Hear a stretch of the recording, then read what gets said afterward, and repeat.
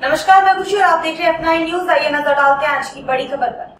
पूर्व मध्य railway Hajipur zone के Pandit Deendayal Upadhyay rail मंडल के मानस नगर आरपीएफ पोस्ट में तैनात आरक्षी प्रमोद कुमार और जावेद खान यार्ड पोस्ट पंडित दीनदयाल उपाध्याय में तैनात रहे दोनों आरपीएफ के सिपाहियों को हत्या कर रेलवे ट्रैक में फेंक दिया गया। घटना के संबंध में बताया जाता है कि दोनों आरक्षी अपने गंतव्य स्थान पंडित दीनदयाल उपाध्याय जंक्शन से मोकामा आरपीएफ ट्रेनिंग स्कूल के लिए निकले थे और बीच रास्ते में भदोरा और गहमर के बीच दानापुर रेल मंडल के क्षेत्राधिकार अंतर्गत किलोमीटर संख्या 686/19 और 687/911 पर 2 डेड बॉडी मिली है। पता करने पर उक्त दोनों आरक्षी का 1 किलोमीटर की दूरी पर डेड बॉडी मिला है।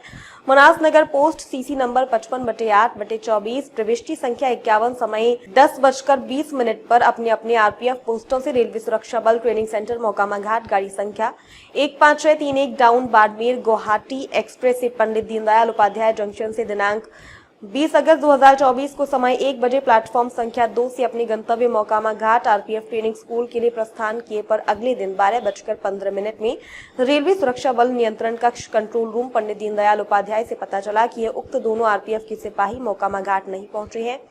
बाद में छानबीन करने पर पता चला कि दोनों आरपीएफ के सिपाहियों के डेड बॉडी भदौरा और गहमर के बीच रेलवे ट्रैक के नीचे पड़ा हुआ है। मतलब कि इन दोनों आरपीएफ के सिपाहियों को किसी ने मारकर फेंक दिया है। दर्शकों को बता दें कि इस तरह की घटना का F9 न्यूज पूरी तरह से अपना विरोध प्रकट करता है और अपराधियों के द्वारा जिस तरह से दोनों आरपीएफ के सिपाहियों की नृशंस हत्या की गई उसका कड़े शब्दों में निंदा करता है। आखिर अपराधियों में इतनी हिम्मत आती कैसे? आखिर इन दोनों का कसूर क्या था? पूरी ट्रेन में दोनों ही सिर्फ नहीं थे और भी मुसाफिर थे, पर किसी को भनक तक नहीं लगी और अपराधी दो हत्या कर फरार हो गए।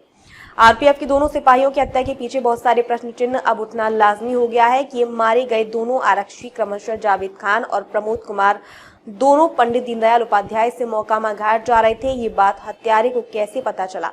कहीं अपने लोग भी इस हत्याकांड में शामिल तो नहीं? एक बड़ा सवाल जो खुद बयां कर रहा है। दोनों सिपाही का बकायदा डायरी और कमान बना था। इस बात की जानकारी सिर्फ उसी पोस्ट के लोगों के पास थी, बाहर के लोगों को नहीं थी।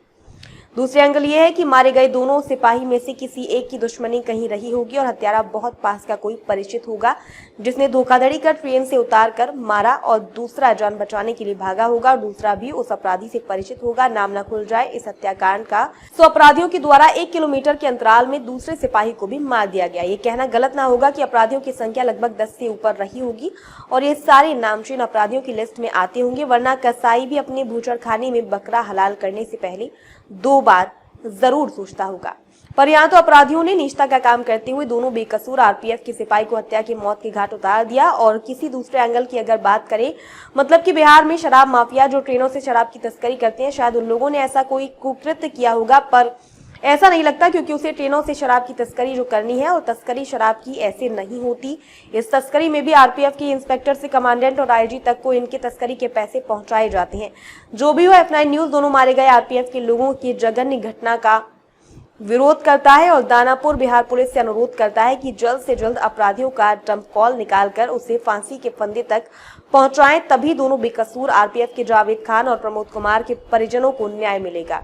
F9 न्यूज के लिए असीम कुमार सामंतों की रिपोर्ट। अब तक के लिए बस इतना ही, फिर होगी आपसे मुलाकात ऐसी एक और खबर के साथ। तब तक के लिए नमस्कार और देखते रहिए F9 न्यूज। अब तक के लिए बस इतना ही, फिर होगी आपसे मुलाकात ऐसी एक और बड़ी खबर के साथ। तब तक के लिए नमस्कार और देखते रहिए F9 न्यूज।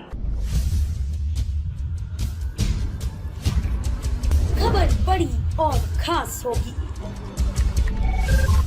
असल वजह की तलाश होगी, दुनिया भर के हर गांव, शहर, गली, मोहल्ले पर नजर हमारी होगी। खुलेंगी पर्दें, जहन में उठे हर सवाल की बात होगी, हर वो जवाब जो है आपके लिए जरूरी, जिम्मेदारी हमारी होगी। हमारी खबरों में कुछ हटकर होगी बात। देखिए सिक्के के दोनों पहलू F9 न्यूज के साथ।